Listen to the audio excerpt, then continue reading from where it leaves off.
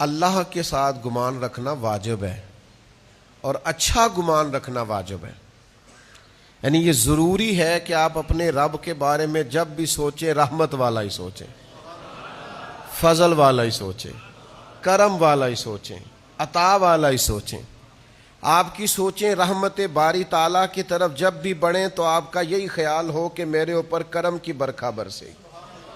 صحابہ فرماتے ہیں نبی پاک صلی اللہ تعالی علیہ وسلم نے اپنے وصال سے 3 دن قبل ارشاد فرمایا، اللہ کے حبیب علیہ السلام جب دنیا سے پردہ فرما رہے تھے تو حضور صلی اللہ علیہ وسلم نے جو رخصت ہوتے وقت ظاہری پردہ کرتے وقت وصائے فرمائے، وصیتیں فرمائیں، تو 3 دن قبل حضرت جابر ابن عبداللہ فرماتے ہیں حضور نے ہمیں فرمایا تم میں سے کوئی بندہ دنیا سے نہ جائے، یعنی آخری دم تک تم میں سے ہر بندے کا یہ حال ہو کہ وہ اپنے رب کے ساتھ اچھا گمان رکھتا ہو.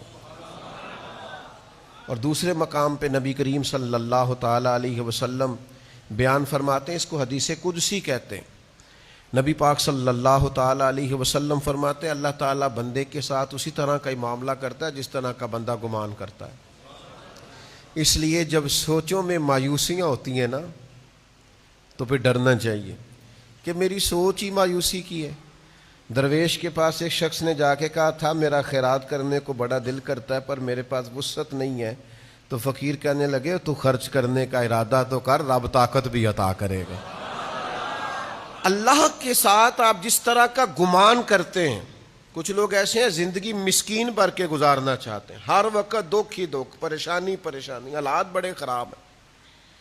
بس جی کیا بتاؤں جی، میں قدم آگے کرتا ہوں میرا قدم پیچھے جاتا ہے، محنت بڑی کرتا ہوں پھر بھی حالات ٹھیک نہیں ہوتے.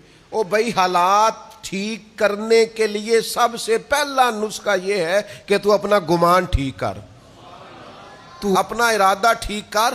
وہ تو بڑا ہی کریم ہے، اس کی طرف تو جو چل کے جاتا ہے اس کی رحمت دوڑ کے اس کا استقبال کرتی ہے. اچھا گمان، اچھی سوچے، رب جب بھی کرے گا فضل والا معاملہ ہی کرے گا، رحمت والا معاملہ ہی کرے گا.